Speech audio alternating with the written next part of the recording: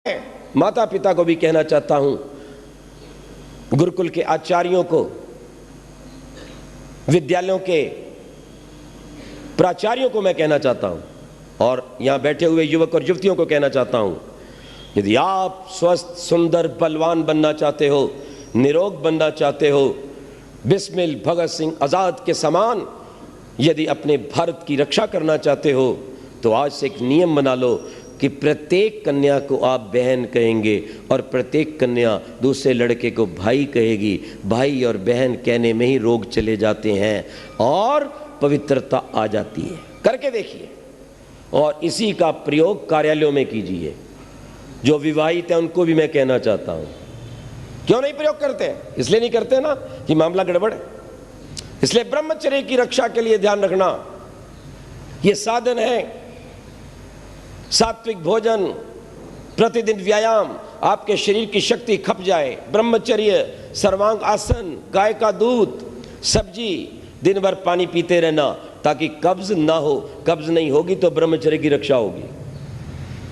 रात्रि जल्दी सो जाना। जो रात भर जागते हैं, रात को वायु बढ़ती है, वायु मन को चंचल करती है और वो व्यक्ति कोई भी कुकर्म कर सकता है, वो अपने आपे से बाहर होता है। ध्यान रखना इस बात को। और रात्रि मंत्रों का पाठ करके सोइए। तन्मे मनः शिव संकल्पमस्तु। हमारे यहां ब्रह्मचारियों को ब्रह्मचर्य की रक्षा के लिए एक मेखला बांधी जाती थी, शायद आपने कभी देखी हो, और उस मेखला में एक गांठ होती थी, बहुत मोटी, मूंज की मेखला, पीछे मोटी गांठ। क्या रहस्य था उसका? कि ये विद्यार्थी सीधा ना सोए। सीधा सोने से ब्रह्मचर्य की हानि होती है। हमारे पेट का और उधर हमारे मूत्राशय का दबाव पड़ता है। इसलिए यदि आपने ब्रह्मचर्य की रक्षा करनी है, बिना स्वप्न के शांत निद्रा में सोना है, पवित्र बल को प्राप्त करना है, तो सदा करवट में सोइए। बायां करवट सबसे अच्छा है। दाहिना स्वर चलता है, शरीर में अग्नि का विकास होता है और सब कुछ पच जाता है। ध्यान रखिए, ये एक और साधन है। ये ब्रह्मचर्य के लिए लाभदायक चीजें। प्रतिदिन ब्रह्मचारियों का जीवन पढ़ो, देशभक्तों का जीवन पढ़ो, ऋषि दयानंद को पढ़ो, चंद्रशेखर आजाद को पढ़ो, राम प्रसाद बिस्मिल को पढ़ो, रानी झांसी को पढ़ो, दुर्गावती को पढ़ो, सुशीला दीदी को पढ़ो, जिसने अपना अंगूठा काट कर कलकत्ता में और उस खून से भगत सिंह को तिलक लगाया था। तुम मेरे भाई हो, मेरे खून का ध्यान रखोगे और अपने देश की आज़ादी के लिए जीवन भर काम करते रहोगे। और भगत सिंह ने एक अच्छे भाई होने के नाते जीवन के अंतिम श्वास तक अपनी भारत माँ की सेवा की और हंसते हंसते फांसी के फंदे पे चढ़ गया। अगर प्यार ही करना है तो इस तरह का प्यार कीजिए। याद रखिए, मैं ऋषि दयानंद ने ब्रह्मचर्य के बल से मृत्यु पर अधिकार किया। मृत्यु स्वयं नहीं आई, बार बार खटखटा रही थी। ऋषि कहता था चली जा, अभी टाइम नहीं है। उसके बाद बैठे, मंत्रों का पाठ किया और फिर अपनी आत्मा को छोड़ा। और यह स्थिति भीष्म पितामह की थी। ध्यान रखना, इस बात को समझना। और कितना बल था। कहते 2 खुखार सांड आ रहे थे, उत्पात कर रहे थे। पूरा बाजार जो था वो भगदड़ में था। स्वामी जी को पता चला बहुत खुखार खांड है। आपको पता ही है, सांड जब लड़ते तो कुछ नहीं देखते। अच्छे भले भले बलवान व्यक्ति डर के पीछे हट जाते। ऋषि दयानंद आगे बढ़े, प्राणायाम भरा, अपने बाजुओं को फैलाया और उन दोनों सांडों के सींगों को पकड़कर धक्का दिया और उन्हें दूर हटा दिया। ब्रह्मचर्य आप में बल भरेगा, सुंदरता बढ़ेगा, तेज भरेगा, बुद्धि को भरेगा, आपको जीने का आनंद आएगा।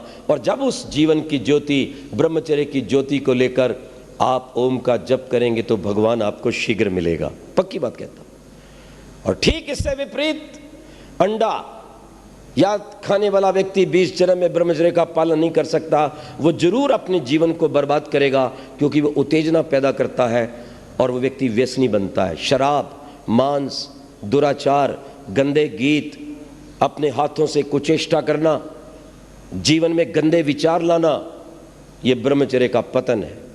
जब तक आप 16 वर्ष से बड़े ना हो जाएं, 25 वर्ष से बड़े ना हो जाएं, तब तक विवाह की बात मत सोचें।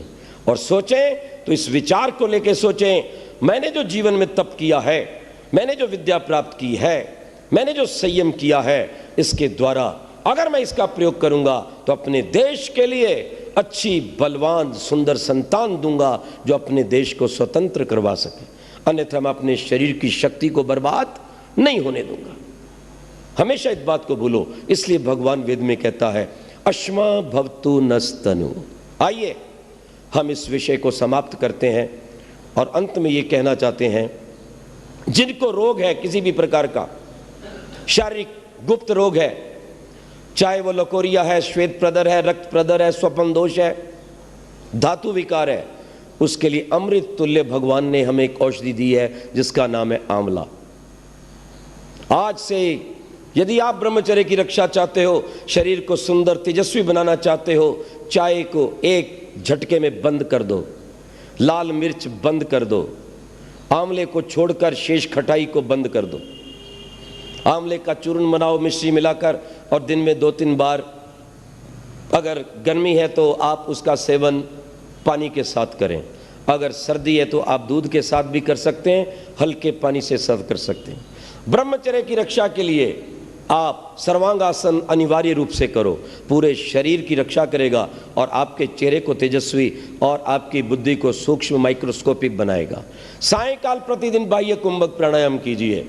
आर्य समाज में आइए, आर्य समाज में हमारे जो लोग हैं, विद्वान हैं, पुरोहित हैं, सदस्य हैं, वो सब आपको ये बातें बता सकते हैं। रविवार को आइए, यहाँ पर बैठिए, यज्ञ कीजिए, जीवन में ज्योति को प्राप्त कीजिए, संसार को प्रकाशित कीजिए, कीड़े मकोड़े की तरह मत मरिए।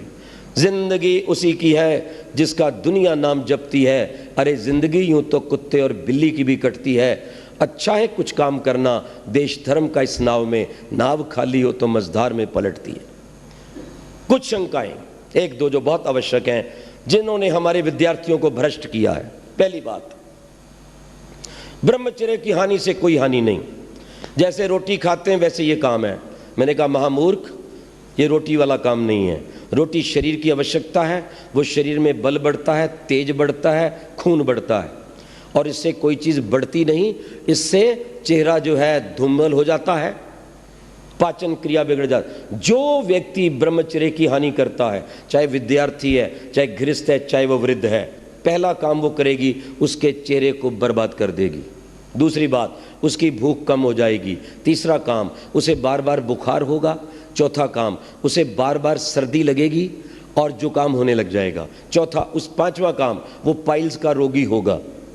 लिख लेना मेरी इन बातों को, मैं दावे के साथ कहता हूं, क्योंकि जो आप खाते हैं वो गाड़ी का तेल है, पेट्रोल है, डीजल है, परंतु एक होता है इंजन ऑयल जिससे गाड़ी चलती है, और अगर इंजन ऑयल समाप्त हो जाए तो इंजन सीज्ड हो जाता है। और इस गाड़ी के लिए जो पानी पीते हैं, दूध रोटी खाते हैं, ये तो है इसकी खुराक, लेकिन इसकी जान जो है, इसका जो आधार है वो है ब्रह्मचर्य। जो इंजन की खुराक है वो ब्रह्मचर्य है। देखो, एक व्यक्ति रक्त देता है, रक्त देने के बाद बैठो भाई बैठो, इसको जूस पिलाओ, इसको दूध पिलाओ, पिलाते हैं कि नहीं? अरे महामूर्ख, उस रक्त से भी 100 गुना अधिक मूल्यवान तत्व हमारे शरीर का ये WRC है।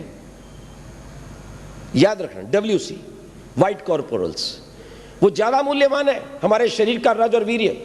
अगर रक्त देने के ऊपर ध्यान दीजिएगा, जूस चाहिए, तो जो व्यक्ति अपने शरीर की शक्ति को व्यय करता है, जो गृहस्थ अच्छी संतान के लिए अपनी शक्ति का व्यय करते हैं, आयुर्वेद उठा के देखिए क्या लिखा है, वो उसके तुरंत पश्चात दूध पिएं, इलायची डालें, उसमें पौष्टिक पदार्थ डालें कि जो शरीर की शक्ति क्षीण है वो पूर्ण हो जाए।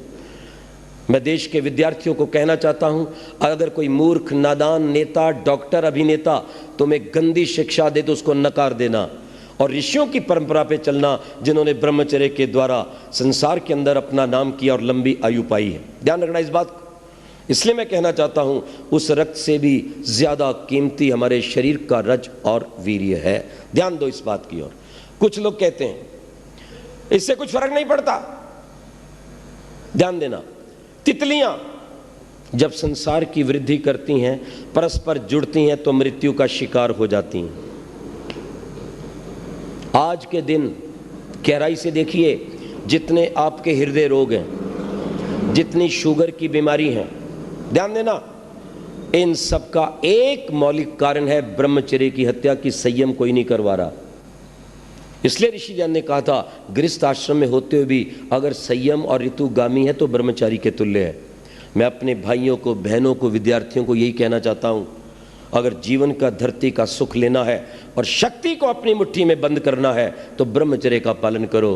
कौन कितना सुंदर है, कौन कितना, किसका चित्र कितना सुंदर है, जितना उसका चरित्र सुंदर है। ध्यान दीजिएगा इस बात को। इसी ब्रह्मचर्य को आज केवल हमारे ऋषि नहीं, विदेशी डॉक्टरों ने भी माना है और उसे जीवन का प्लाज्मा कहा है, जिसके ऊपर ये शरीर खड़ा है, जो विद्युत शक्ति देता है, जो अंदर से चार्ज करता है पूरी बॉडी को। आज जो इतने भयंकर रोग आए हैं, ये आए इसलिए हैं कि ब्रह्मचर्य को विनष्ट किया जाता है। ईश्वर की अपार कृपा हो आप पर। आप अपने भोले शंकर के समान, ब्रह्मा के समान, राम के समान जिसने 14 वर्ष तक ब्रह्मचर्य का पालन किया, कृष्ण के समान जिसने विवाह के पश्चात भी 12 वर्ष तक ब्रह्मचर्य का पालन किया, ब्रह्मचर्य महत घोरम तीर्थवा 200 वर्ष, मैं ऋषि ध्यान के समान जिसने जीवन भर ब्रह्मचर्य का पालन किया, राममूर्ति के समान जिसने ब्रह्मचर्य का पालन करते हुए सैंडो को कहा था अगर तूने अंडे मांस बकरे खाए तो मेरे सामने आओ। कहते हैं 2 मुक्के मारे थे सैंडो ने राममूर्ति को। राममूर्ति दयानंद का अनुयायी था, उसने 2 मुक्के खा लिए, प्राणायाम भरा, कुछ नहीं हुआ। उसने कहा तैयार हो जा मेरे बेटे, आ रहा है भारत का मुक्का, गाय के दूध का मुक्का, प्राणायाम का मुक्का, ये गेहूं का मुक्का, गाय के घी का बना मुक्का आ रहा है। कहते एक मुक्का जब मारा सैंडो को तो मुँहे मुंह होकर के और जाकर के वो चित्त हो गया धरती के ऊपर। लोगों ने हाहाकार कर दिया, बस बस बस अब नहीं अब नहीं। तो बोले दूसरा कौन खाएगा, मैंने 2 खाए हैं। ये है ब्रह्मचर्य की ताकत। इसलिए मेरे अपने देश के युवकों और युवतियों को कहना चाहता हूं, ब्रह्मचर्य के बल पर हमारे देश के वीरों ने, बिस्मिल भगत सिंह आजाद ने इस देश को आजाद करवाया। वो फांसी को देखकर भी व्यायाम प्राणायाम करते थे। आज ये प्रतिज्ञा करके जाओ, यहां पर प्रतिदिन सूर्य से पहले उठेंगे, क्योंकि सूर्य के पश्चात ब्रह्मचर्य की हानि होती है। सदा अच्छे विचार रखेंगे, एक क्षण भी व्यर्थ नहीं गवाएंगे, दिन में नहीं सोएंगे। जो दिन में सोएगा वो रात को बच नहीं सकता गिरने से, उसको नींद गहरी नहीं आएगी। इसलिए दिन में नहीं सोएंगे, दिन भर काम करेंगे, व्यायाम करेंगे, अपने जीवन को बलवान करेंगे और अपने देश की शान बनेंगे, जिससे कि आपका देश महान हो, सोने की चिड़िया फिर से ये बन जाए, विश्व का गुरु बन जाए। और जितना आतंकवाद है आपके ब्रह्मचर्य चरित्र के बल से यहाँ से हट जाए और भारत पुनः विश्व का सम्राट बन जाए। प्रभु से मेरी ऐसी प्रार्थना है, हम उसके आदेश का पालन करते हुए अपने जीवन को संयमी बनाएं, पवित्र बनाएं, चरित्र से युक्त बनाएं, सदा शाकाहारी पवित्र पावन भोजन करके और उस प्रभु के आनंद को पाएं। ओम शांति शांति।